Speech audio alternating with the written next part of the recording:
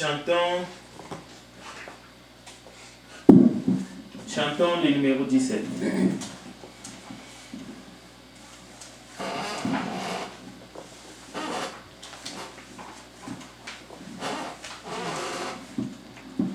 Donnez gloire, honneur, sagesse à l'Éternel Jéhovah, force et puissance et richesse, à Dieu l'alpha, l'oméga. Louez Dieu, vous ciel et terre, chérubins, séraphins. Louez l'omnipotent Père, le commencement, la fin. Gloire, honneur, force et puissance, à Dieu l'alpha, l'oméga. Louez sa magnificence, louez sa magnificence, donne toute obéissance à l'Éternel Jéhovah. Chantez, ô vous les Pléiades, vos planètes et soleils, vous 10 000 myriades,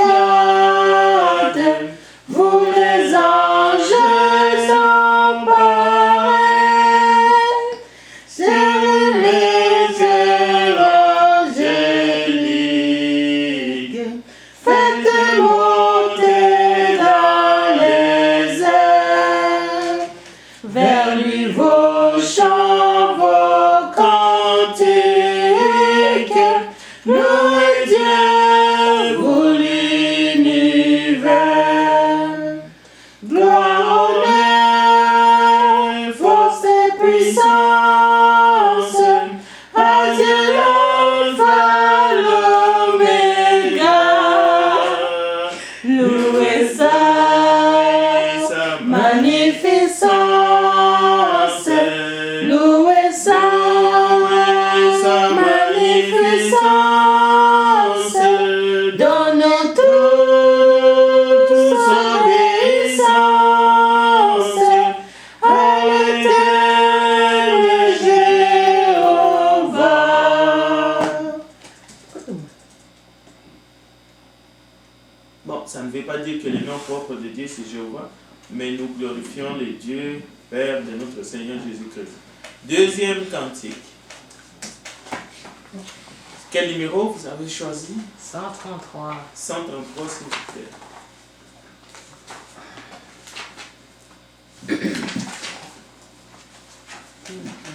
Après ces cantiques, je vais demander à Jérémie de nous diriger dans la prière avant l'étude de ce soir. Cherchez 130 combien? 133. 3.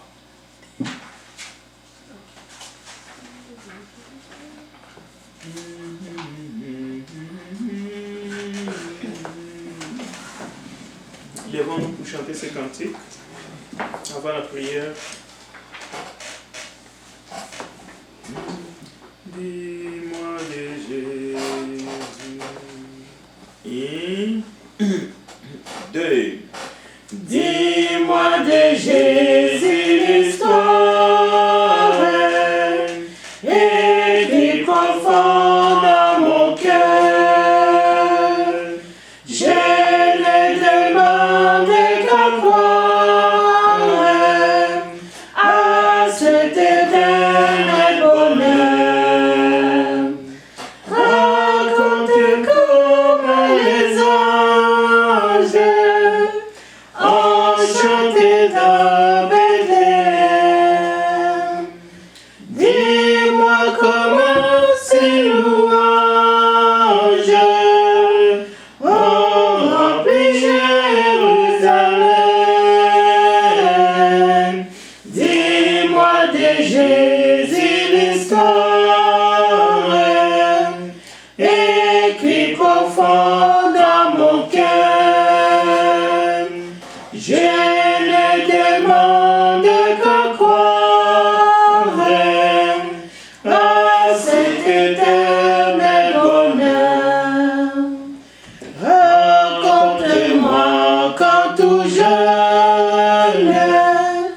il confondit les docteurs. Parlez-moi des jours de jeûne, passés sans plainte et sans pleurs. Non, mais pas du ministère, et c'est Jésus le démon qui a prononcé sur terre. Parlez-moi de tous ces mots, dis-moi de Jésus l'histoire, écrit profond dans mon cœur. Je ne demande qu'à croire à cet éternel bonheur. Raconte-moi les calvaires, parlez des clous dans ses mains. Répétez-moi sa prière pour tous ces soldats romains. C'est cet amour fort et tendre qui convertit autrefois. Je veux à nouveau l'attendre. J'entends, je pleure et je crois. Dis-moi de Jésus l'histoire, écrit profond dans mon cœur. Je ne demande qu'à croire à cet éternel bonheur. Prions avec Dieu. Prions. Seigneur, merci pour cette journée et merci pour tout ce que tu fais pour nous. Merci pour cette journée qui s'est bien passée et sois avec nous quand on va écouter cette étude et fais qu'on la mette en pratique. On a ainsi prié au nom du sang du Dieu. Amen. Amen. Amen. Asseyez-vous.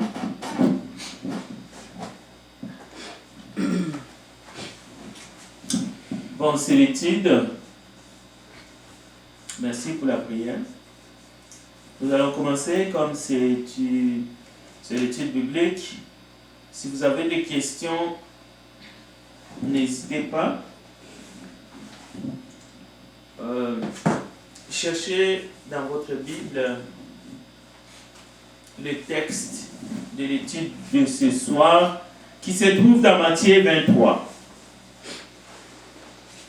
Matthieu chapitre 23, à partir du verset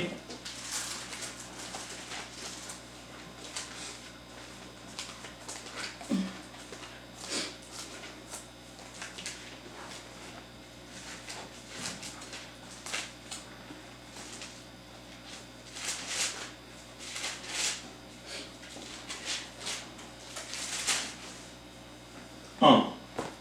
Nous allons lire les 2 premiers versets, s'il vous plaît. Alors, Jésus parlant à la foule et à ses disciples dit: les scribes et les pharisiens sont assis dans la chaire de Moïse. Faites donc et observez tout ce qu'ils vous disent, mais n'agissez pas selon leurs œuvres, car ils disent et ne font pas. Ils lient les fardeaux pesants et les mettent sur les épaules des hommes, mais ils ne peuvent pas les remuer du doigt. Ils font toutes leurs actions pour être vus des hommes. Ainsi, ils portent de larges phylactères et ils ont de longues franges à leurs vêtements. Ils aiment la première place dans les festins et les premiers sièges dans les synagogues. Ils aiment à être salués dans les places publiques et à être appelés par les hommes rabbi, rabbi. Mais vous, ne vous faites pas appeler rabbi, car un seul est votre maître et vous êtes tous frères. Et n'appelez personne sur la terre votre père, car un seul est votre père, celui qui est dans les cieux. Ne vous faites pas appeler directeur, car un seul est votre directeur, le Christ.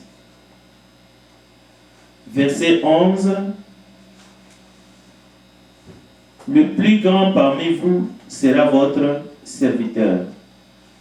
Quiconque s'élèvera sera abaissé, et quiconque s'abaissera sera élevé.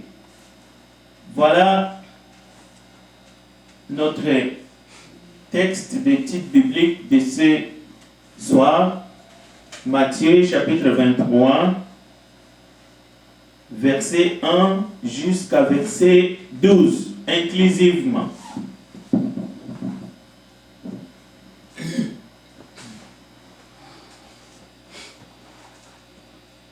Le contexte de ces passages que nous avons lus ce soir, Jésus est devant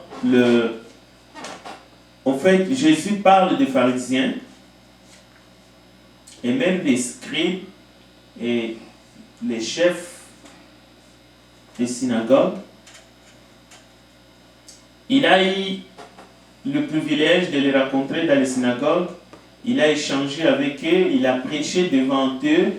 Mais ici, Jésus parle directement à la foule et Jésus parle devant ses disciples et il leur donne des instructions afin qu'ils ne puissent pas faire ni suivre les comportements de ces chefs religieux.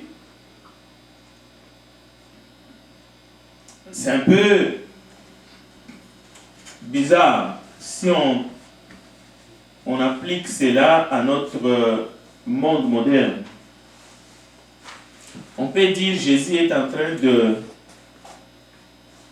de créer une sorte de fronde contre les leaders et les chefs religieux juifs de l'époque. Mais nous savons que Jésus est la vérité. Il a dit, il est la lumière du monde. Il est venu pour sauver l'humanité, y compris ses chefs religieux. Alors, nous allons voir ce soir quelques leçons directes que nous pouvons tirer de cet enseignement de Jésus ce jour-là. Je vais essayer de voir si on peut passer en direct cette fois-ci. Sinon, on va laisser parce que on n'arrive pas vraiment à...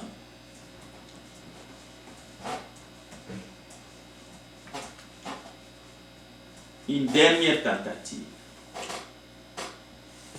C'est peut-être les programmes qui sont un peu vieux. Bon, je vais juste tenter.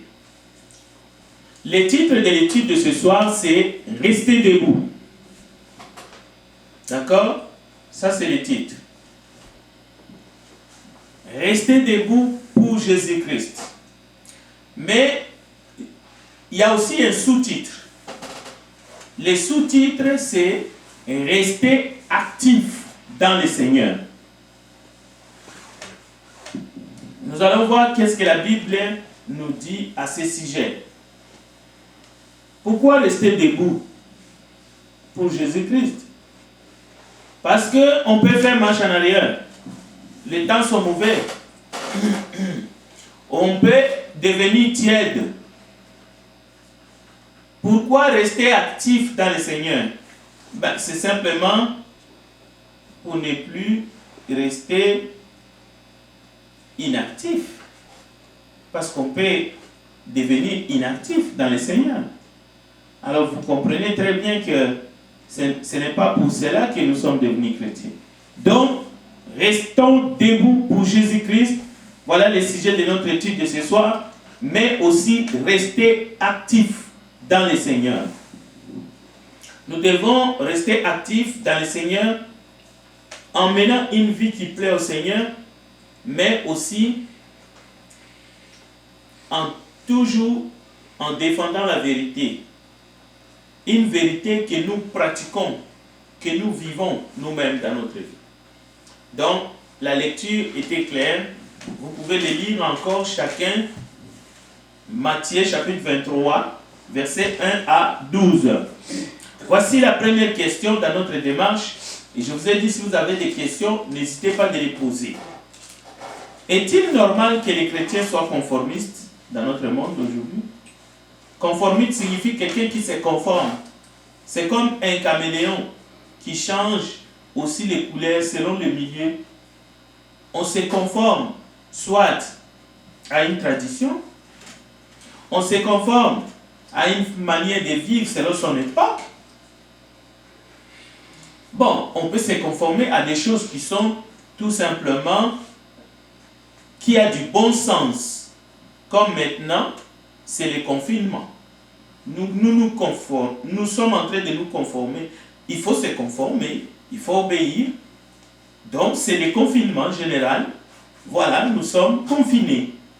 Mais, quand c'est en dehors de la vérité, quand ce sont les us et coutumes du monde, tels que la mode, est-il normal que les chrétiens soient conformistes?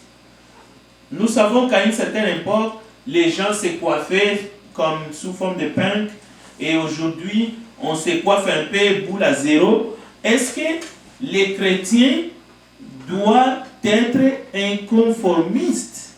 Mais il y a aussi les gens qui pensent que il faut suivre la tendance.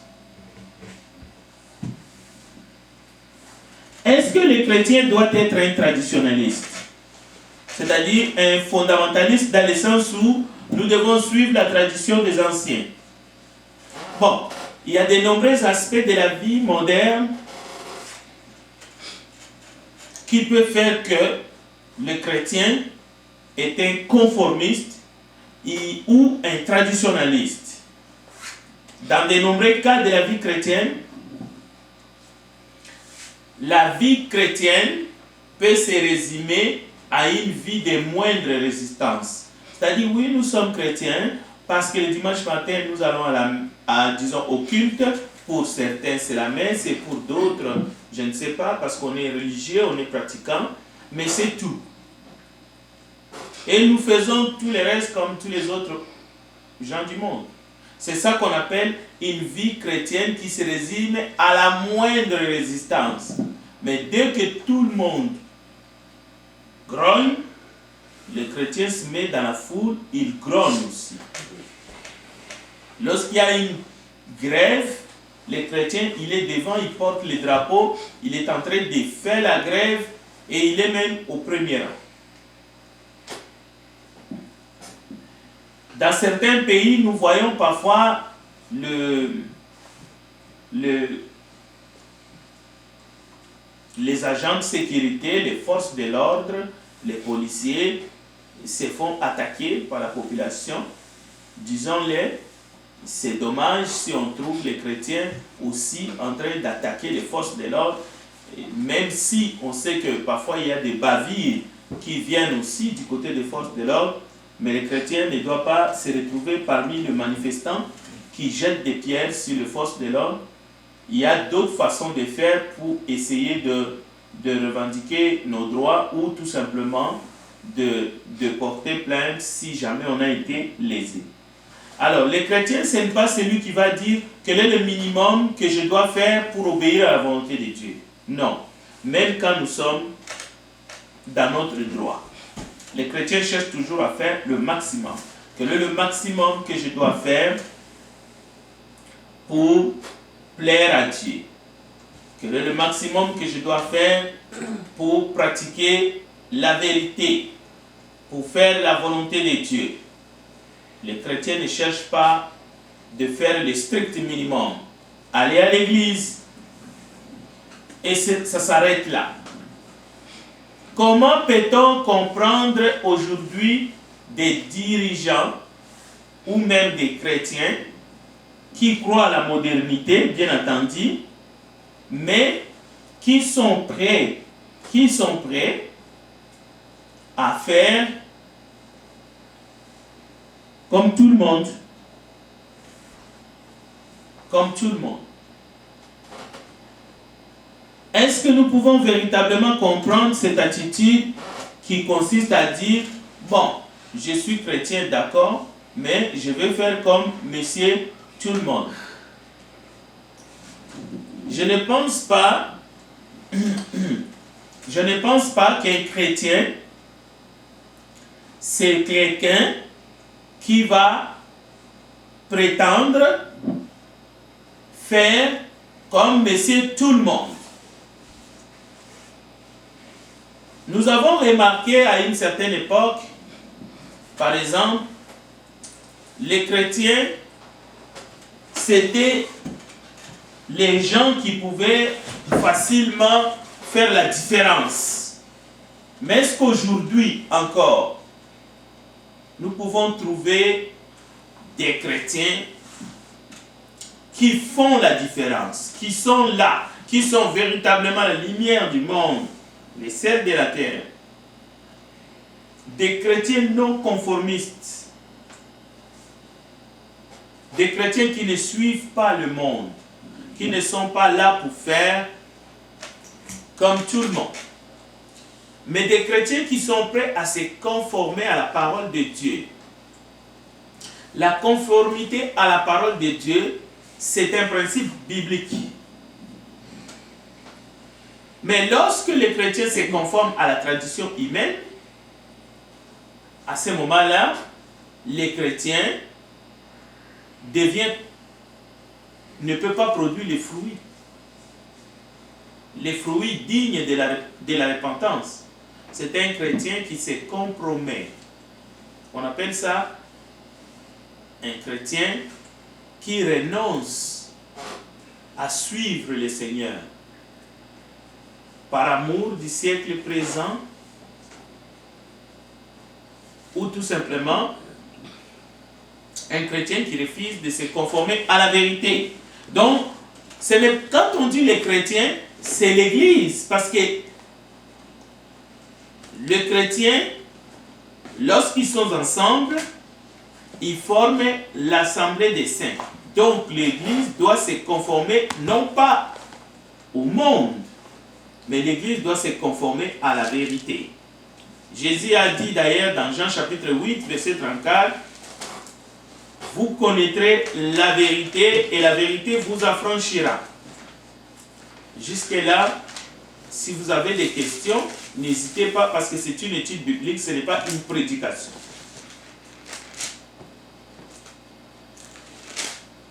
Flore, est-ce que tu as une question? Non, je n'ai pas de questions. Bon, l'Église n'est-elle pas dans le monde? Oui, bien sûr, l'Église est dans le monde. Une fois, on m'a demandé, mais écoutez, l'Église est dans le monde. Cela veut dire que nous devons suivre certaines tendances parce que l'Église est dans le monde, nous sommes dans le monde. Nous ne devons pas faire semblant comme si nous étions des anges. Non, bien sûr que l'Église est dans le monde, mais l'Église n'est pas du monde. Jésus l'a dit. Les disciples, les chrétiens sont dans le monde, mais ils ne sont pas du monde. Oui, je vois, il y a une question. Oui, allez-y. Mais la Bible dit, nous sommes dans le monde, mais nous ne sommes pas du monde. Exactement. Ça, c'était dans la prière du Seigneur Jésus. Donc, prenons un autre exemple. Nous avions vécu quelque temps aux États-Unis, disons-le clairement, parce que nous avons vu, et d'ailleurs nous avons pratiqué, le culte du soir en plus des autres cultes, tels que le deuxième culte ou le culte de 16 heures. Mais le culte du soir, ce culte n'était pas organisé pour les gens qui ne sont pas venus le matin. Le culte du soir aux États-Unis, c'est un culte, comme vous le savez, qui est organisé pour tous les membres fidèles dans l'Église. Cela veut dire le fait d'être présent au culte du matin, que cela soit à 8 heures du matin ou à 10 heures, ne te dispense pas de revenir le soir au culte du soir qui commence à 10 heures. Bien entendu, celui qui n'était pas là, il va venir, bien entendu, pour participer à la table du Seigneur qui est faite ce soir-là. Et celui qui était au culte le matin, il ne pourra pas participer à la table du Seigneur 2 fois, c'est-à-dire le matin et le soir. Mais l'organisation du culte du soir, ce n'est pas pour celui qui n'est pas venu le matin. Alors, généralement, aux États-Unis, les membres qui ne viennent pas au culte du soir, c'est parce que ils ont des raisons. Mais, comme vous savez, il n'y a pas d'autre prétexte pour manquer volontairement, délibérément, le culte du soir. Ça, c'est notre expérience. Autrement, on pourrait être facilement taxé d'un membre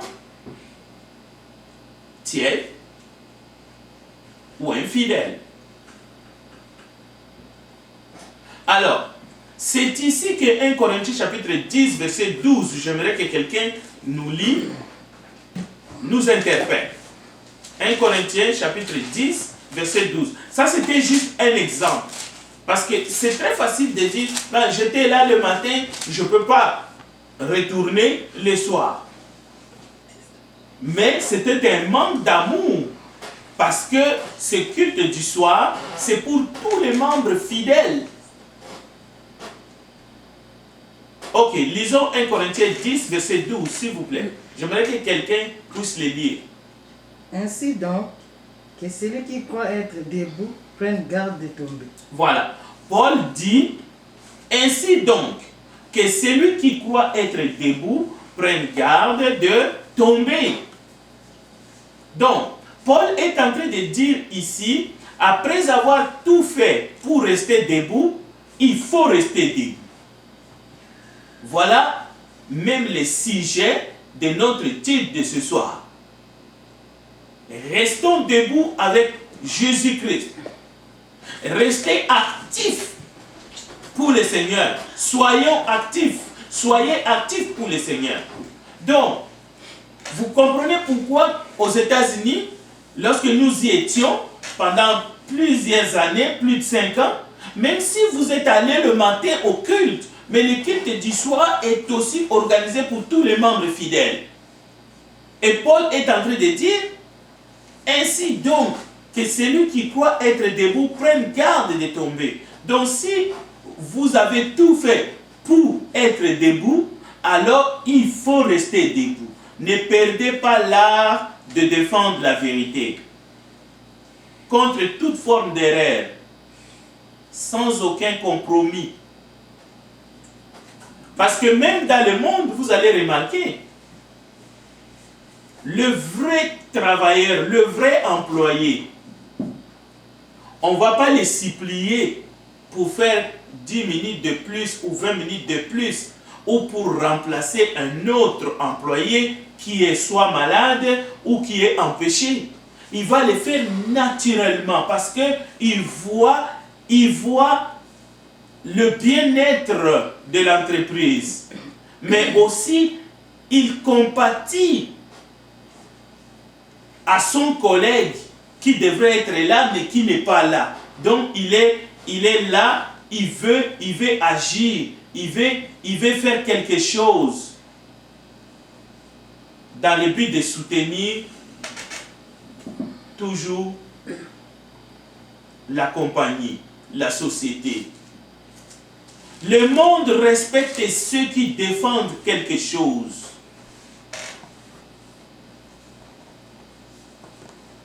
Et dans l'Église, le Seigneur se plaît pour des chrétiens, pour des jeunes gens, pour des jeunes garçons, des jeunes filles qui se donnent, qui sont zélés pour la vérité, qui sont actifs dans l'œuvre du Seigneur. Voilà pourquoi nous étions contents d'aller au culte le matin et d'y retourner le soir. Ce n'était pas une question, c'était une opportunité au fait. Les parents, les personnes âgées, Jésus nous appelle tous. Lorsque nous sommes en lui, lorsque nous sommes chrétiens, il veut que nous soyons bouillants et non tièdes. Et moins encore que nous soyons des chrétiens froids. On va prendre un troisième exemple et le dernier. Dans l'église de Jésus-Christ, Jésus a prévu que lorsqu'une assemblée grandit suffisamment et que les hommes avaient développé des qualités spécifiques, certains hommes, il fallait élire, il fallait établir d'abord des diacres et il fallait établir deux surveillants qui sont des anciens.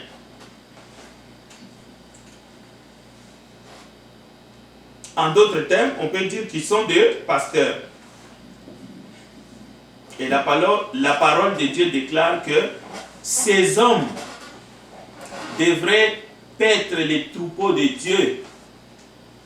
Mais ils sont aussi surveillants pour que la vérité, la doctrine soit conservée intacte comme Jésus-Christ et les apôtres nous ont laissé.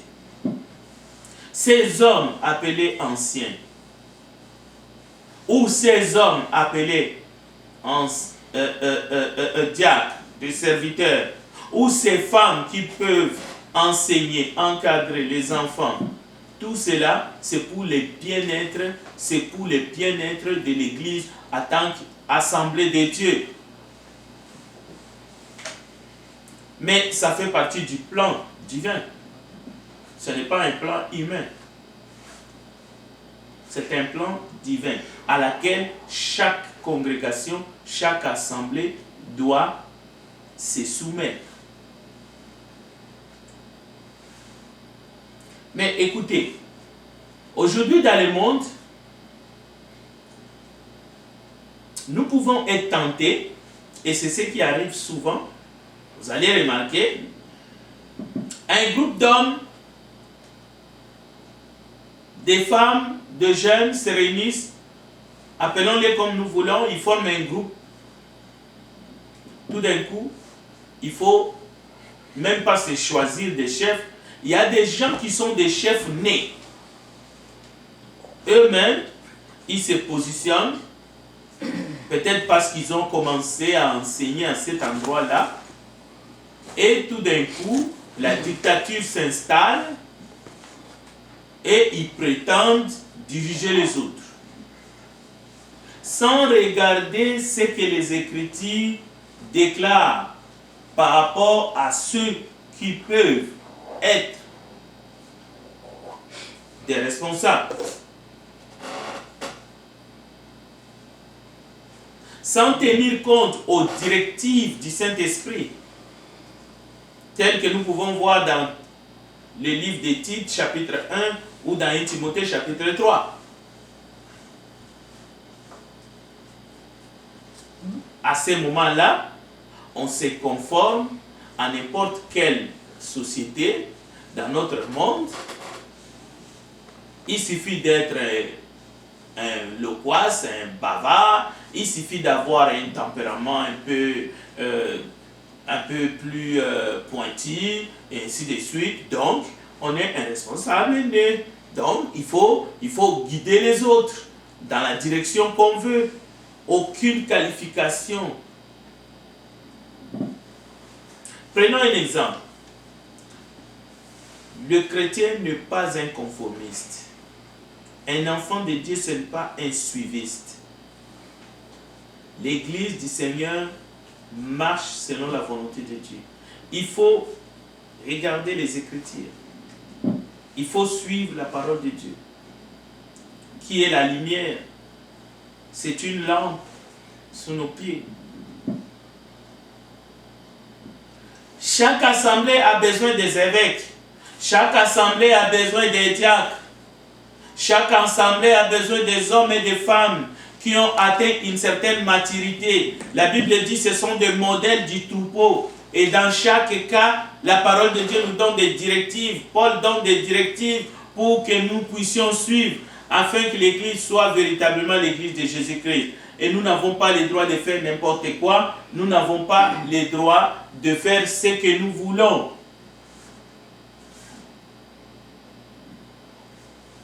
On ne peut pas faire ce qui nous semble bon. Écoutons par exemple ce texte. 1 Timothée chapitre 3. Nous allons lire à partir du verset 1. Cette parole est certaine. Si quelqu'un aspire à la charge d'évêque, il désire une œuvre excellente. Il faut donc que l'évêque soit irréprochable, mari d'une seule femme, sobre, modéré, réglé dans sa conduite, hospitalier, propre à l'enseignement. Il faut qu'il ne soit ni adonné au vin, ni violent, ni indulgent, pacifique, désintéressé. Il faut qu'il dirige bien sa propre maison et qu'il tienne ses enfants dans la soumission et dans une parfaite honnêteté. Car si quelqu'un ne sait pas diriger sa propre maison, comment prendra-t-il soin de l'Église de Dieu? Il ne faut pas qu'il soit un nouveau converti, de peur qu'enflé d'orgueil, il ne tombe sous le jugement du diable. Il faut aussi qu'il reçoive un bon témoignage de ceux du dehors, afin de ne pas tomber dans l'opprobre et dans le piège du diable. Les diacres aussi doivent être honnêtes, éloignés de la duplicité, des excès de vin, d'un gain sordide, conservant le mystère de la foi dans une conscience pure. Qu'on les éprouve d'abord et qu'ils exercent ensuite leur ministère, s'ils sont sans reproche. Les femmes, de même, doivent être honnêtes, non médisantes, sobres, fidèles en toutes choses. Les diacres doivent être maris d'une seule femme et diriger bien leurs enfants et leur propre maison, car ceux qui remplissent convenablement leur ministère s'acquièrent un rang honorable et une grande assurance dans la foi en Jésus-Christ. Je t'écris ces choses avec l'espérance d'aller bientôt vers toi. Mais, afin que tu saches, si je tarde, comment il faut se conduire dans la maison de Dieu, qui est l'Église du Dieu vivant, la colonne et l'appui de la vérité. Et sans contredit, le mystère de la piété est grand. Celui qui a été manifesté en chair, justifié par l'Esprit, vu des anges, prêché aux gentils, cru dans le monde, élevé dans la gloire. Est-ce que l'Église du Seigneur est un poulailler? Non. Est-ce que l'Église du Christ, c'est un endroit où n'importe qui peut venir pour se faire prévaloir, lancer un défi contre la parole que nous venons de lire? Non. Dieu a bien défini le rôle, mais aussi Dieu a besoin des outils, des instruments pour que son Église, pour que son troupeau, pour que ses enfants puissent avoir un encadrement vraiment adéquat. La plupart du temps, malheureusement, nous avons beaucoup à apprendre du peuple juif. Mais, parce que Dieu s'est servi de ce peuple, Dieu a marché avec ce peuple. Il y a des exemples que nous devons suivre, mais des bons exemples. Mais, regardons ce message que nous avons dans la Bible. Je vous donnerai les textes. C'est dans 1 Samuel. Un jour, les peuples juifs ont dit, nous voulons être comme les nations autour de nous.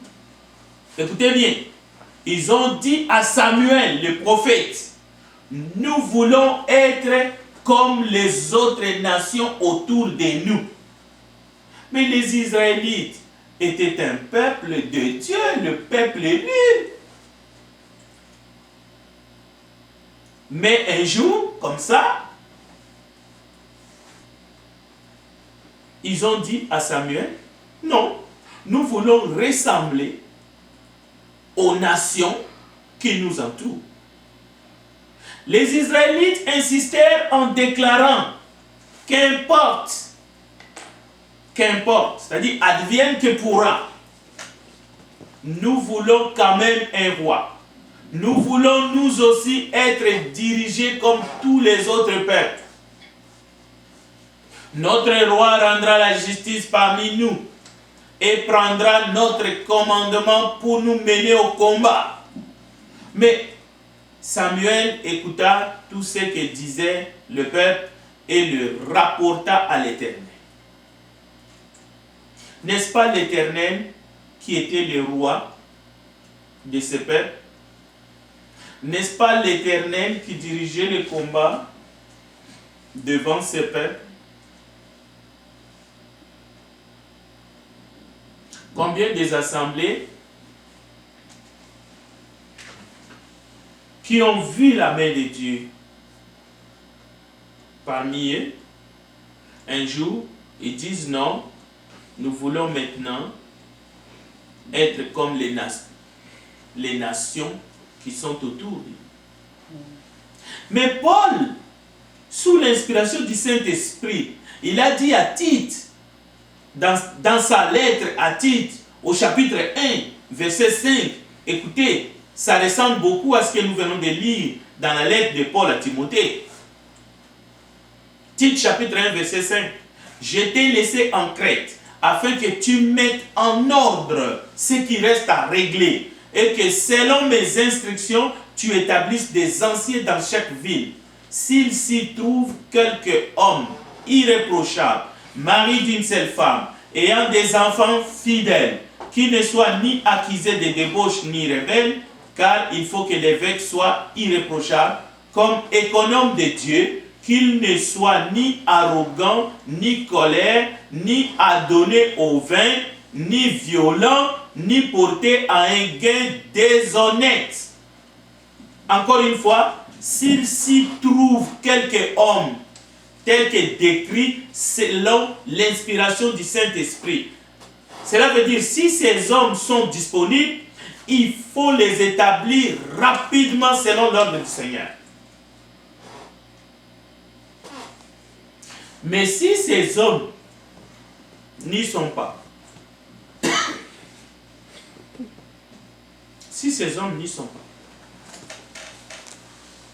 nous disons ces choses parce que quand nous regardons autour de nous, ceux qui se disent aussi étant le peuple de Dieu, nous voyons il y a des bishops c'est-à-dire anciens, parce que bishop c'est juste en anglais, qui veut dire ancien. Il y a des archibishops, il y a même des apôtres, il y a des évêques, il y a des anciens. Dans une assemblée, vous pouvez aller trouver même 40 diacres. Mais le problème, lorsque vous regardez comment est-ce que ces personnes qui sont désignées comme étant des diacres, ils ont été choisis, est-ce qu'on a respecté le plan tel que nous venons de le lire dans la parole de Dieu? La réponse est non. On trouve même des pasteurs célibataires. Un type, il n'est pas marié, mais alors que dans les Écritures, c'est bien dit mari d'une seule femme. La question n'est pas que cet homme, c'est un... Comment dirais-je? Cet homme, c'est un adultère ou c'est quelqu'un qui commet de l'impudicité. Loin de là. C'est peut-être quelqu'un de tout à fait respectable. C'est-à-dire qu'il sait se garder dans la sainteté. Mais est-ce que l'Écriture demande qu'un surveillant, qui est un ancien, soit un célibataire ou un polygame? Non. Donc il faut respecter la parole de Dieu. Ce n'est pas une question de jugement à titre individuel, loin de là. Mais c'est seulement que il ne faut pas, si nous voulons nous conformer à la vérité et non au monde. C'est comme ces dirigeants modernes qui sont des traditionalistes, mais dans quel sens? Nous avons lu Matthieu 25, ils portent des vêtements sacerdotaux du temps des Lévites. Ils ont de longues robes, même avec des chapeaux, il y a des évêques qui portent. Mais Jésus, dans Matthieu 23, nous avons lu au début de cette étude que ces choses-là, ce sont des choses du Moyen-Âge. Ça n'a rien à voir. Je ne crois même pas que les Lévites avaient des habits pour les sacerdoces. Je pense au papa de Jean-Baptiste. Comment il s'appelait? Le père de Jean-Baptiste, c'est Zacharie. Zacharie, lorsqu'il offrait le parfum, les jours que l'ange est entré pour lui dire que sa femme Élisabeth va tomber enceinte et va concevoir, et que l'enfant qui naîtra s'appellera Jean, oui, il était en train de rendre service. Et il avait le vêtement sacerdotaux. Mais de quel droit aujourd'hui dans la Nouvelle Alliance nous voyons des gens sortir tous ces vêtements sacerdotaux, ainsi de suite? Des toges. Non, des toges. Ça n'a aucun sens. Nous sommes dans quelle dispensation? Est-ce que nous sommes sous la loi? Est-ce que nous sommes dans l'ère mosaïque, avec les Lévites et tout ce qui suit, ou bien nous sommes dans l'ère chrétienne, c'est-à-dire dans les temps de la grâce, où nous ne voyons plus? Est-ce que Paul portait des toges ou des vêtements sacerdotaux? Ou est-ce que Pierre ou les autres apôtres chantent? Est-ce que nous voyons dans l'église d'Antioche ces habits? Donc c'est ça, un chrétien n'est pas un conformiste. Nous voyons encore, et nous les dénonçons, des fausses doctrines qui enseignent aux gens, par exemple, le voyage astral, la sortie du corps, qui est tout à fait une pratique sorcière. Alors,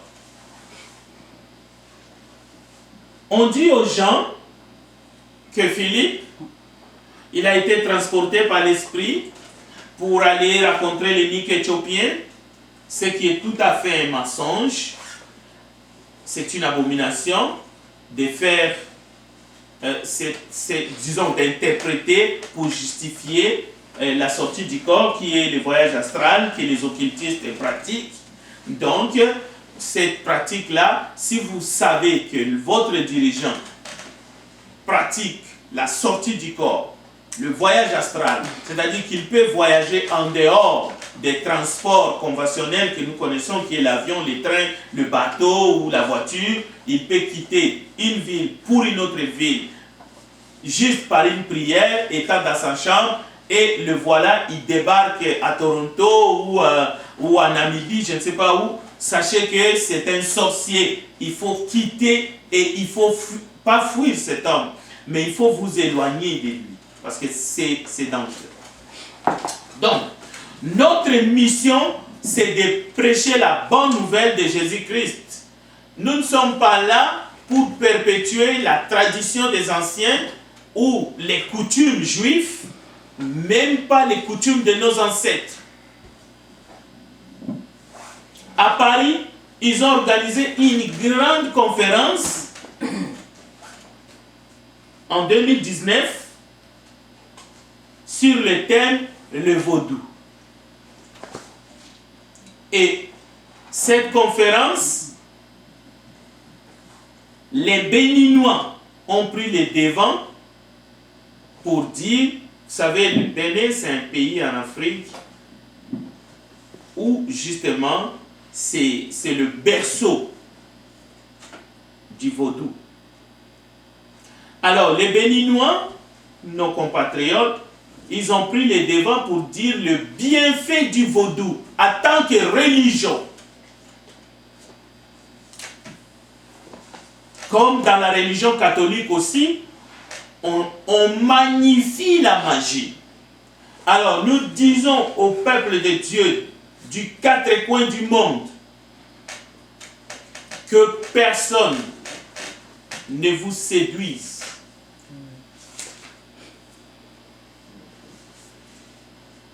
La bonne nouvelle de Jésus-Christ,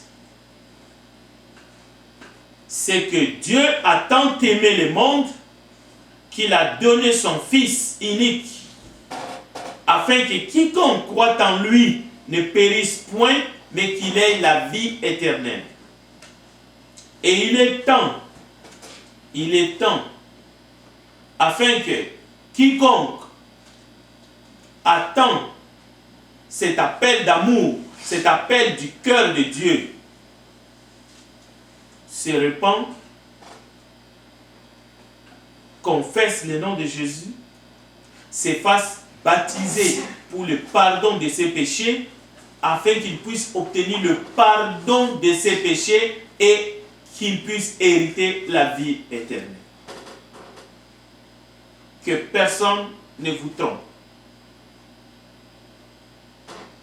Si quelqu'un vient à vous et qu'il n'apporte pas cette doctrine, ne le recevez pas dans votre maison et ne lui dites pas salut. Y a-t-il des questions? Parce que nous arrivons à la fin de cette étude.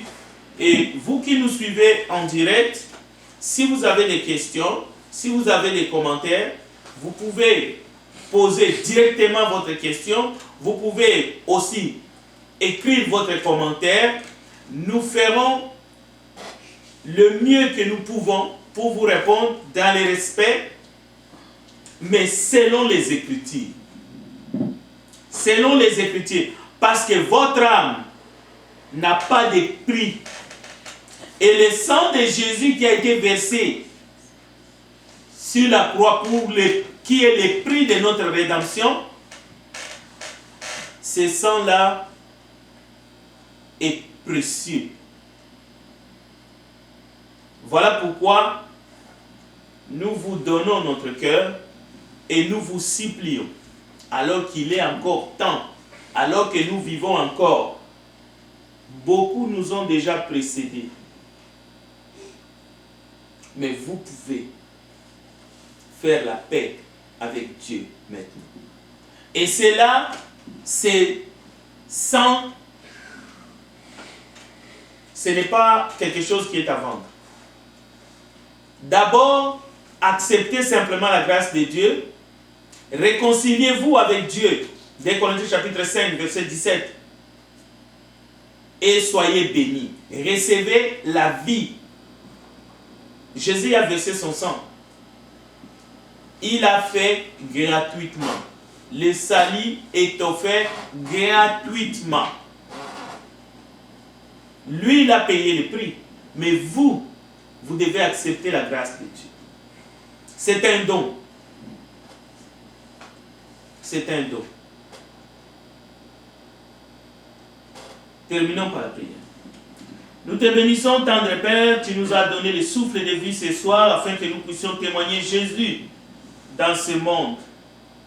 Bénis toutes les familles qui sont confinées au Québec, partout au Canada, aux États-Unis, en Italie, en France, en Afrique, en République démocratique du Congo, en République dominicaine, en Haïti, jusqu'au Zimbabwe. Père, nous savons que cette épreuve de cette maladie appelée coronavirus, c'est une étape que chacun de nous, au lieu de penser seulement à cette épidémie, à cette pandémie, trouve le temps et les moyens de s'examiner et de penser plutôt à l'œuvre de Jésus-Christ à la croix, sa mort, son ensevelissement et sa résurrection. Et qu'il accepte la main tendue de Dieu, la grâce de Dieu, le don de Dieu pour l'humanité, Jésus-Christ qui est mort et qui est ressuscité, afin que nous puissions être justifiés. Et cela est possible. Jésus, toi qui as dit, nul ne peut venir à moi si le Père ne l'attire. Touche le cœur de ceux qui nous suivent en ce moment, afin qu'ils puissent se repentir et qu'ils puissent croire à l'œuvre de Golgotha, qu'ils puissent croire au nom de Jésus, car c'est le nom qui est au-dessus de tous les noms, le nom qui a été donné, afin que quiconque croit ne périsse point, mais qu'il ait la vie éternelle. Nous te bénissons, Dieu Tout-Puissant, et nous te demandons cette faveur, que les âmes soient sauvées. Au nom de Jésus-Christ, nous avons ici prié. Amen.